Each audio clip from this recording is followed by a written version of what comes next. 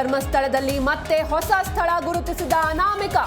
ಇಂದು ಮುಂದುವರಿಯುತ್ತಾ ಮೂಳೆ ಶಿಕಾರಿ, ಅಸ್ಥಿ ಶೋಧ ನಿಲ್ಲಿಸಬಾರದು ಎಂದು ಕೆಲವರ ಆಗ್ರಹ.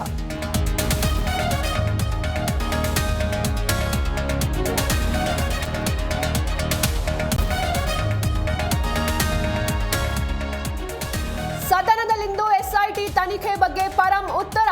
ವಿಧಾನಸಭೆಯಲ್ಲಿ ಕೈ ಕಮಲ ಧರ್ಮ ದಂಗಲ್ ಫಿಕ್ಸ್. ಧರ್ಮಸ್ಥಳದಲ್ಲಿ ಬಿಜೆಪಿ ನಾಯಕರ ಶಕ್ತಿ ಪ್ರದರ್ಶನ.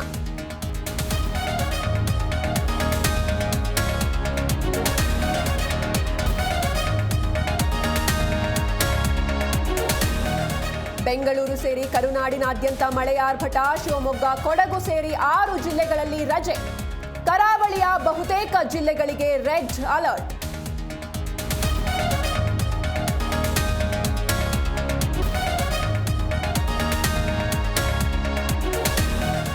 ವಿಜಯನಗರದಲ್ಲಿ ಮಗೆ ಮಳೆ ಹೊಡೆತಕ್ಕೆ ಜನ ತಂಡ. ಹೊಸಪೇಟೆಯಲ್ಲಿ ಮನೆಗೆ ನುಗ್ಗಿದ ಚರಂಡಿ ನೀರು.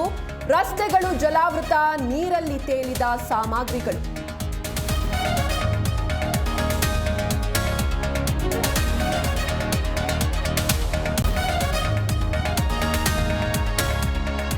ಮಳೆ ಆರ್ಭಟಕ್ಕೆ ಕೊಚ್ಚಿ ಹೋದ ಕೆರೆಕೋಡಿ. ರೈತರ ಜಮೀನಿಗೆ ನೀರು ನುಗ್ಗಿ ಅಪಾರ ಹಾನಿ.